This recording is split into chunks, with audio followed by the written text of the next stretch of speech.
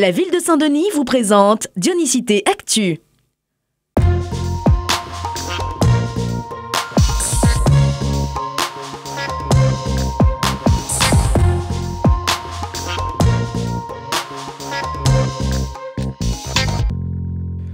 Saint-Denis innove et élabore de nouveaux plans de circulation.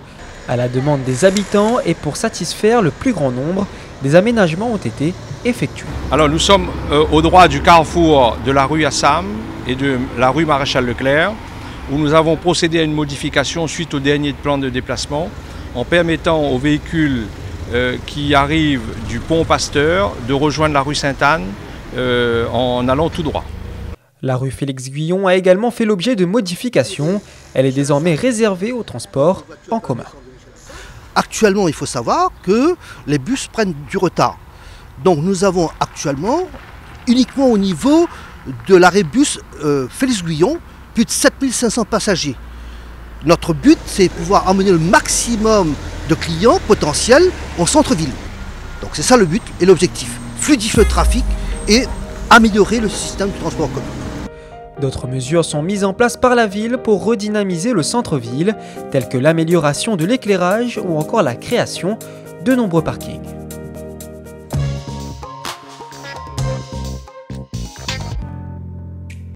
Le saviez-vous, La Réunion détient de nombreux records mondiaux de pluviométrie. Pour donc se préparer à tout risque d'inondation, les agents communaux et les habitants de la colline et de l'îlette Quinquina se sont formés au centre des eaux vives à Sainte-Suzanne. Et après la théorie, la pratique et en conditions réelles, durant cette journée, ils ont appris les comportements et les gestes à avoir en cas de danger. On a pu finalement aller dans l'eau, voir les mouvements d'eau, voir les zones de danger, les endroits où il y a du calme, et puis comment on pouvait, avec du matériel adapté, une corde, pouvoir depuis la berge en toute sécurité, sauver une personne finalement qui serait prise dans le courant. Organisée par la Piroie et la Croix-Rouge, cette journée a été très instructive pour ces Dionysiens. Il vaut mieux prévenir que guérir, et cela, ils l'ont bien compris.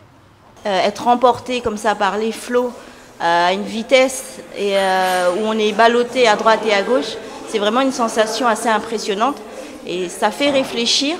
Et les sensations qu'on a vécues, on pourra mieux les diffuser et mieux être des ambassadeurs du risque et de la conduite à tenir.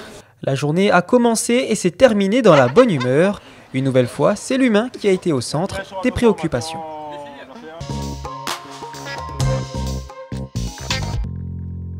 L'image de la semaine, c'est la présence des moines tibétains à l'ancien hôtel de ville.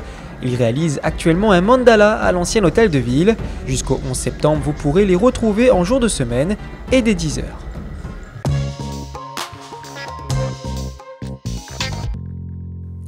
Après 2 mois d'absence, votre jazz au Barachois revient ce samedi 9 septembre. Venez écouter dès 20 h Sylvie Lallière-Carté ainsi que Christophe Zogonès et les Soul Racers. L'entrée est libre et gratuite. Ce week-end, la montagne est en fête. À la salle polyvalente du 15e, venez visiter le village associatif et découvrir de nombreuses animations. Il y aura des brocantes, des animations sportives, des élections de Miss et même de nombreux concerts avec des invités prestigieux tels que l'Indigo et Kenaël. Ce dimanche, Saint-Denis vous invite à une grande journée sportive à Saint-François. Venez participer à de nombreuses activités sportives telles que le slackline, le trampoline, la rando ou encore la descente en VTT.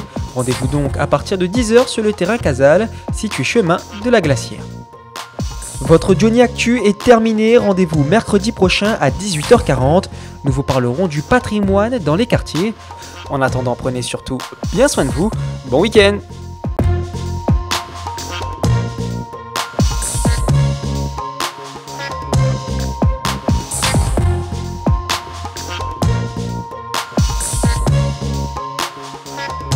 La ville de Saint-Denis vous a présenté Dionysité Actu.